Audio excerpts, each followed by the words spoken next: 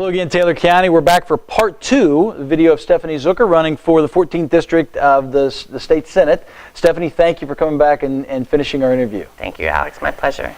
Let's start with it's a tough one. Clearly from the questions where we polled our community, it's clear that people are continuing to lose confidence in their government for several reasons, but one of the big ones that really just seems to be a real hot button with folks around here anyway, and I guess if you stand back, it's clearly that way across the nation too, but is this partisan divide. Yep. And I liken it to my experience in when I was in Iraq, and I guess any old civilization you see where, okay, the Sunnis were in charge. That's one part of their, and once they're taken over, the Shias come in, and boy, they just put it all on the Sunnis, and they've done that for centuries. And when I look at what's happened in our state, obviously the Republicans have control, and the Democrats have had control forever, right? My entire lifetime and beyond. And there's some sentiment of this kind of going back, and you look at it at the national level. So really, I guess the question to you is, maybe you don't see that as a problem, maybe you do. Obviously, there's talk of a blue wave. You're a Democrat. Would it just be another one? Is it a wrestling match? But there doesn't seem to be a middle of the road, and the people are the ones that typically feel like they're getting left out of this partisan battle that happens on a plane that doesn't even involve them. So my question, that's a long way to get to my question. My question is, how do you see yourself addressing either the underlying structures, the perceptions, or anything to really be a part of the solution and not a part of that problem? Well, I think that's a great question, and I've definitely seen when I talk to voters a really kind of heartbreaking hopelessness that a lot of people have, not just about their own personal circumstances, their economic opportunities, their struggles, which are very real, but also about the government and the legislature, and whether that their vote just doesn't matter, not mattering in numerical terms, like, oh, my one vote, it won't make a difference, that it doesn't matter that they've given up on there being a difference, that the government has been led by so many people that either come in there with just a very divisive agenda, or they adopt a divisive agenda with the partisan sort of games. One of the earliest decisions I made in my campaign was my slogan, and it's vote people, not politics. And that resonates with me, and it's resonated with a lot of people. Whether you vote for me in this election or not, and no matter what your party is, I will work for all the people of the state. Win, lose, or draw. I will always do everything I can to help people. And this is just one more way of doing that. I've met some amazing Republicans during this campaign, and some amazing Democrats, and some amazing independents, including my husband and my middle son, my son. So I really understand people's not wanting to really adopt one party. And the parties in our state, both major parties have failed our state. I mean, I'm a Democrat, but Democrats controlled this state for a long time until just a few years ago. There were some things that we did a better job at, protecting unions, things like that. A lot of things that we didn't do a good job at. And a lot of people that were hurt by those policies. And the Republicans have been in control in recent years, and our people are suffering even more. Our rates of poverty are going up, not down. 2017, I think the number was we were 49th or 48th in working men poverty, and the same 48th, 49th for working women poverty. That was actually worse than it had been the year before and a few years before that. Hard to believe you can get worse when you're at the 48th, 49th. And same with our disconnected youth, 18 to 24-year-olds not working or in school. Again, 48th, 49th in that. That's a failure by our current leaders. It's also a failure by our prior leaders. I don't owe anything to anybody, party-wise. I'm a Democrat. That's where I feel most at home. I will work with legislators from the other party and third parties. I'm an advocate actually for, I would love to see ranked choice voting brought into West Virginia, which they've adopted in Maine, and a lot of municipalities and smaller jurisdictions around the country, which allows people, instead of choosing just one candidate, to actually put a 1, 2, 3, and then if their first choice doesn't come out the top two, or then they throw out that one, and then they count their second choice vote. And there's other things that we could do within the state to open up to third parties, independent candidates, so that we can get good candidates. Because as long as one party owns you, or one party owns the state, then the citizens really lose all their power. And that leaves all the power in a small group of leaders within whatever party is in power. And that's not okay, and that's not where I will land. And I will never vote against my conscience or my values or my commitment to the people because a party tells me to. I wasn't chosen. No one asked me to run for this. I'm not a politician. I ran because no one else wanted to. No one else was willing to. And I am working with a lot of really good candidates, independent candidates, a lot of Democrats across the state, just because it so happens that right now the Republican Party in West Virginia is led and controlled by people who really have persistent anti-people policies, and are not helping the people. So we need a lot of change. And I think there's a lot of really good candidates. I hope that voters look into me and vote for me if you trust me and you want me to be your legislator, and look into their House of Delegates candidates, their county commissions. All those races are really important. Absolutely. And they'll make a huge difference. So I encourage people to look at each candidate individually and then hold them accountable. Find out what their votes are. And it's not that easy to find out, but it is, that information is out there, and we need to make it easier for people to get that information. And I'm so grateful to you and to other people who are doing these kind of programs and this kind of research to help bring that to light, because we desperately need that. People need to know where their candidates stand. And that's something that I think the Teachers Work Action, which hasn't come up but this winter, which I thought was amazing, and I was on the pickets, that really, I felt, changed this race for me entirely, because it made people pay attention to what their legislators are actually doing, what choices they're making, what their priorities are, who they're voting for, who they're working for, and where those votes are leading them, and what results that are giving us. And we can see exactly where the legislature has led us with public employees. Our roads are falling apart. Well, you ask anybody, why are our roads falling apart? Once you dig in a little bit, you find out, well, because we pay CDL drivers 11 something an hour, and they can get 25 or 30, right over the state line into PA or Maryland, or go to the gas industry and maybe make $30, $50 an hour. So obviously you can't stay staffed. So they can't fix the roads because they can't stay staffed. It's like, so where are our priorities in that? Where is it when our public employees, all our public employees, are struggling with the PEIA disaster? And we have no fix on that. It's not been fixed, because you know what? It takes money to fix it. And you have to be willing to get that money from somewhere. And does that fall on the backs of working families? Or do we make sure that the big corporations, extraction companies, pay their fair share? Let's talk about that right now. Okay. Perfect segue. It's like you knew exactly what was next.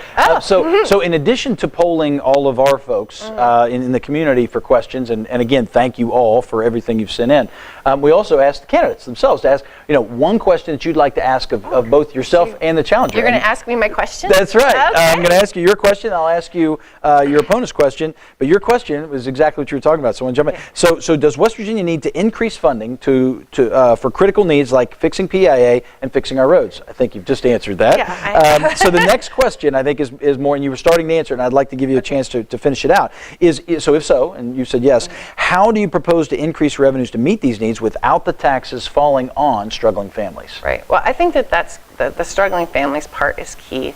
And we know that the data is really clear that we can substantially increase our severance taxes on the natural gas and coal industries. And it's not going to hurt those industries. It's just going to make sure that those industries are paying their fair share. Also, we can look at things like impact fees that other states do. You live in Alaska, you get a check from the government. That's a really red state, but you get a check for just being an Alaskan because they appropriately tax the resource extraction companies. So that's something we know that we can do, and we can do pretty quickly and easily, and that would dramatically increase funding. There's certainly other things that we can do, and I'm open to looking at all reasonable alternatives as long as they don't fall on the backs of struggling families and little tiny businesses, small businesses that are the lifeblood of our state. That's great. So your opposition has a question for you as well. Do you support the propositions on the ballot this general election, where the voters can decide if the legislature should have oversight of the West Virginia Supreme Court's spending, and whether or not public tax money should be used to fund elective abortions? Well, those are interesting questions. Yes, I do support the ballot initiative to have oversight of the Supreme Court funding to some degree. I think that it's very clear that the Supreme Court and the court system needs some financial oversight, as is evidenced by, it's all over the news, and the disastrous I think I used the word debacle in my notes. Yes, I think debacle. That's a good word. Disaster fits as well. Yeah, so that one, and I believe that my opponent would agree with me on that. So that one, yes. The abortion amendment is an interesting one. So I think he has mischaracterized it in his question. My understanding is that Medicaid has never paid for elective abortions. Medicaid very explicitly only pays for funding for medically necessary procedures. That's why Medicaid won't give you a facelift. Medicaid won't give you any other procedure that's not medically necessary. Just like all of our health insurance doesn't cover elective things. So that's inaccurate on the Medicaid issue. I've actually answered this question at length on abortion, on the amendment, and I would like to take the opportunity to do that here. So sure. I've written about it on my Facebook. Message me if you want a link to what I wrote. But obviously I get the question about the amendment, and a lot of people don't want to talk about abortion because it's a hot button issue and it's a moral issue, and people want to vote. A lot of people are single issue voters on abortion, and so I decided to go ahead and share my thoughts on it because it's a really important ballot initiative. It's an important issue to voters. I'm personally absolutely heartbroken by abortion. I've had 3 pregnancies. I have 3 children. I loved each of those babies with a passion before they were conceived. And the moment I knew I was pregnant, and a couple of them I knew at 3 days past. I have symptoms really early. I was so in love. That was just, I couldn't have done it. And actually during my 3rd and last pregnancy, I had a cancer scare really early in my pregnancy, at about 6 or 8 weeks in. And I was advised to have a pretty invasive testing and procedures to move forward with treating that. And I declined that because it would have endangered the pregnancy. And that was at about 6 or 8 weeks at my first visit that was diagnosed. So my husband and my mother and I spent the next 9 months, haven't answered this and verbally yet, sorry. Next 9 months knowing there's a really good chance that my kids are going to be motherless. But I had that choice to decline that and to risk my life for my daughter's life because I had really good family support. I had a wonderful husband who I knew would take amazing care of the 2 kids that we already had. And we have more financial resources than most. My mother was still working full-time. She was house shopping while I was pregnant, looking for a house big enough to move in and take care of all of us while I died and help raise my kids. So I spent 9 months. So that's where my heart is. Unfortunately, after she was born, I got treated, and I'm cancer-free. And 16 years later, it's all good. So that's where my heart lies. There's a couple other issues that come up with the amendment ballot initiative, because it's not just about Medicaid funding. And if you read the 17 words that are in the ballot, in the amendment, or if you read even the title is "No Constitutional Right to Abortion." period. Not if, when, and or, period. So there is no exception for life of the mother. And there is no exception for rape or incest. And those exceptions were offered as a modification to the amendment on the floor during the legislative session. And that was completely rejected by the majority in power. So we have no exceptions. I'm also a rape survivor. I wasn't impregnated by my rapist. But I don't know what I would have done if I had been. And I know that I would never put myself in a position to tell a woman who's been through that, or a 14-year-old incest survivor, what they should do then with their body. They've already lost all their power.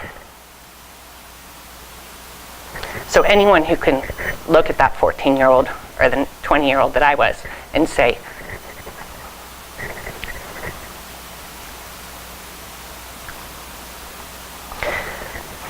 All right. that's just plain wrong. So there's also economic issues. We know that probably half the women in the state or more can't come up with $400 for an emergency. Those are just statistics are out there. That's the whole population, let alone young women. So although it's not my choice, I don't think we should be making those choices for other people. My opponent and people that support that kind of movement want to make abortion illegal, criminal. I want to make abortion unnecessary. And we know that there are a lot of things that we can do to make abortion unnecessary. You know, Colorado has some really good data. They put out, a few years ago, they made it so that long-term reversible birth control, IUDs and the like, was available free across the state. They cut their abortion rate in half in a year. Wow, I'm not seeing that data. It's impressive. Google it up. So there is a lot that we can do by making sure that health care and birth control are accessible to reduce the need for abortion. We can also make sure that when people have children, that they're not impoverished. So we have hungry children across this country and across our state, a lot of hungry children. A lot of families who have to make choices about medicine or medicine or food for their children. A lot of families who are absolutely struggling to take care of the kids that they have, or absolutely just struggling to survive, period. We fix those things. We can make sure that no one has to choose an abortion because of financial reasons. That's where my heart lies. And so personally, I think abortion breaks my heart, and I want to make it unnecessary. But I also think we have to respect the complexities of decisions that women have to make. And no one should be, even if you only care about whether you only think there should be an exception for rape or incest or life of the mother, which there isn't in this amendment. Even if you want to make it illegal for everything else. How are you going to make that 20-year-old who just got raped, or the 14-year-old who just got raped by their uncle? Who's going to decide that that was a rape? Because some of the laws sometimes, it has to be reported. How many people have sat with a woman or a girl while they go through that process? I've been through that process, but I wouldn't ever tell, and I've talked to plenty of families and survivors that are facing that. I never tell them what they need to do on that. I don't push them it's her decision how she handles that. And we need to respect women enough, and we need to respect families enough to stay out of their decision making on these kind of critical issues. And then we need, as a society and as a government, to do everything we can to help people have the freedom to make the decisions that their hearts want to make. Because there are not many women that make a choice to have an abortion that aren't doing that because there's just no other option.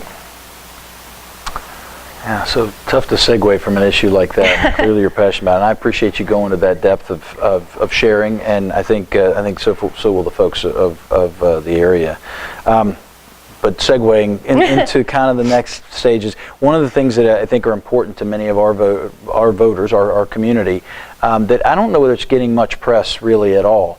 There's always press about how do we bring in companies to come to West Virginia, and there's I think from the perspective, and I think I can speak pretty bold on this, I think people feel that it's lip service to say entrepreneur. We're going to create more entrepreneurs in our communities, but so I guess the question is, what are your plans, or do you feel in terms of growing our own versus bringing them in? And I think, look, I'm not getting that people are saying they're being so parochial, saying only us. They recognize we need people. We've had people fleeing the state for decades. Right. How do we we want to bring them in, but why are we waiting on the great hope to come in and drop in a giant company? No. What can we do to grow our own? And I think that's where it's a clear sentiment out there about that. Absolutely. Well, I'm a small business owner. That's what feeds our kids. That's what pays for the gas in the car.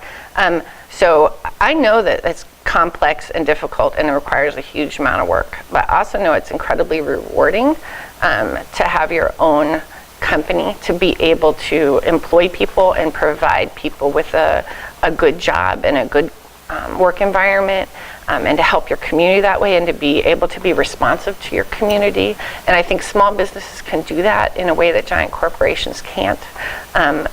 We're able to be flexible and adaptable with our employees. We know our community, and when there's a community need that we know of, we're able to do our part to meet that on a one-on-one basis. And that kind of empowerment is really valuable to human beings and to our economy. There's nobody that works harder that I know of than small business owners. Well, maybe teachers, okay, maybe nurses. All right, so there's a few. Okay, but I mean, small business, I know when the first few years we owned our business, my husband was working over 100 hours a week, and I was working like 70, 80 hours a week, and we had 3 little kids, and you're putting so much into create jobs, to create benefits for your community, to create a future for your own family. And that kind of passion is really valuable. So I'm a huge believer in small business. My mom was a small business, my aunt, everyone, my husband's family too, were small business owners, So that's sort of been in our blood. So I'm a huge advocate for that. Obviously, it's what we chose. But I know what businesses need, little businesses need, and we need our people, our employees, our customers, the people in the state to be thriving. That's when our business thrives, is people have to have jobs, they have to have good schools, people have to be able to come into the community and move in because they've got good schools. Who's going to come in here, right? As an employee, even if we have entrepreneurs, little businesses want to develop in our communities, it's fantastic. They have to be able to recruit good employees, and that's, we've thought about a lot when we want to hire if we want to hire another full-time vet. It's hard to recruit people to come here that aren't already here. But businesses also really need good infrastructure. We desperately need, good roads, community facilities, high-speed internet, awesome schools, all those kind of community, basic things about our communities that make them a good place to live. Because that, again, supports the people, supports your client base. If the people thrive, our business thrives. If our people thrive in West Virginia, our state will thrive. Businesses will do great. Our small businesses will grow. Our entrepreneurs will have support. And high-speed internet and roads are the 2 biggest things I hear from entrepreneurs that want to have businesses, that want to move here. And then just the general condition of the people of the state. Can they afford your services? Yep. Is there so much addiction you can't find employees that can work for you? It's an issue for sure. So knowing there's a whole lot of issues that are out here, and we won't have covered them all here. But how you mentioned Facebook earlier. How are people, if they're interested in learning more about how you feel about certain issues, or how you think, or bend your ear on something, how can they get in touch with you? You can find me. I have a website, www.zuckerforwv.com, zuckerforwv.com, and my Facebook handle, my Twitter handle, my Instagram handle are all the same thing. So on Facebook, if you just facebook.com/zuckerforwv, you'll find me, and there's a lot of information on my website. If you have Facebook, definitely check out the Facebook, because that's a very active page. I put a lot of more detailed information and events and canvassing and postcard writing and parades and all that kind of stuff. And you can message me. You can also just email me at stephaniezucker@zuckerforwv.com, and that comes straight to me. Okay. So I'm happy to, I love to answer questions. I think it's important that people get to know me so they can choose me if they want to choose me. And that's, I think, the most important thing about campaigning is giving the voters an opportunity to find out about the candidates. So again, I'm really thankful for you having this. Thank you. That's one of the primary reasons we have this, Right. and we've heard both from from the community and from candidates that this forum is working for that. And so I'm really glad to hear that. So before we kind of close out with really a last question, is there anything you'd like to cover now? Again, we haven't covered all the issues. We've covered a bunch of them in the primary and some today. Is there anything else that you'd like to bring up at this point? I think I should make sure that I've been clear about my support for working families and the importance of organized labor in the state and in the country. That's something that I think has, that alone, sort of re-embracing the importance of labor and the value of work will be a real key towards reforming our economy and moving towards a more just state where, we don't have this huge economic divide between those of us that have more and those of us who don't have enough. So let me ask you a question. Growing up in West Virginia and going out into the world, I'm constantly told why I shouldn't be able to succeed, what the disadvantages I had growing up, and all these things. And I'm not ignoring those things that are disadvantages and are challenges. However, in my later years, in my adult life, I've learned to turn many of those, what some would coin as a disadvantage, into an absolute advantage, and we rock the market that way. Our company succeeds because a lot of the roots that were born into me being here in this area. And so I ask you, and I jokingly call it your West Virginia superpower. I mean, what is something that you feel has shaped you, molded you, touched you in some way in our area that has helped you be successful in your life? It's a hard question, and you even warned me about it before we started the interview, but not like I could think about it. My superpower as a candidate is really the people of the state. I made a little speech, which I still need to do the editing and put on my Facebook, at a rally we had in July, and the theme of that was me learning how to ask for help, because you can't run an effective campaign and actually reach the tens of thousands of voters in our district without a lot of help. Sure. And I'm a doer, right? I see a problem, I want to fix it. If it needs done, I want to do it. But I can't do it all. So I've been asking people for a lot of things that I totally outside my comfort zone, because I don't like to ask, I like to give. And there are so many people that are helping me in this campaign, volunteers that are, full-time employees with young children and families and spouses who are spending tens of hours a week on this campaign. There are dozens and dozens of people who are helping me knock doors, helping me go to events to meet people, helping spread the message and spread the word so that people can learn more. And that really is that expresses that community spirit and hard work of West Virginia's people is, I think, one of our greatest resources, if not our greatest resources. It's just that unbelievable work ethic and community spirit that people have. And people use that on their day-to-day life. They help their neighbor if their neighbor's roof falls in, or they help their neighbor, they need meals, or they volunteer in all kinds of amazing community organizations. And right now I'm seeing that in this political campaign, that people are stepping up, they're learning about the issues, they're learning about the candidates, finding ones that they support, and then working their hearts out to try and help them succeed. And that's inspiring to me, in that people are taking ownership of it. We don't have to be hopeless. I know that our government has failed us. I know our legislators have failed us over and over again. Not just the last 4 years, although they've done a lot in the last 4 years to fail us, but for generations. But we have the vote. Just us. Only people vote. Money doesn't vote. So there may be a lot of dark money that comes in, and a lot of corporate PAC money that comes in and floods people's mailboxes with a lot of times utter lies. But if we actually take the effort to work, to learn, and to be involved, and to educate our neighbors and our families and our friends and our coworkers about what we're learning, we can take ownership of this state. And that's something that, I've said, my campaign for state senate is our campaign for our state, and I believe that wholeheartedly. I don't like being the center of the attention. I don't like public speaking. I don't like, but that's the role that I've chosen. So I'm doing it, but I'm doing this for all of us, and that's who I'll represent. And I want your information. When people just sit down with me for a couple hours and tell me about their experiences with addiction, people have sat down and talked to me and told me about their experiences working on the DOH crews. People from all different areas, people have been willing to talk to me and to help me learn so I can know what their problems are and how I can fix them. And that's West Virginia's superpower. It's not my superpower, but that's what I'm lifted up by. And as I told a friend last night who had another candidate who sent me an encouraging message, and I said, every time I talk to you, I'm fired up.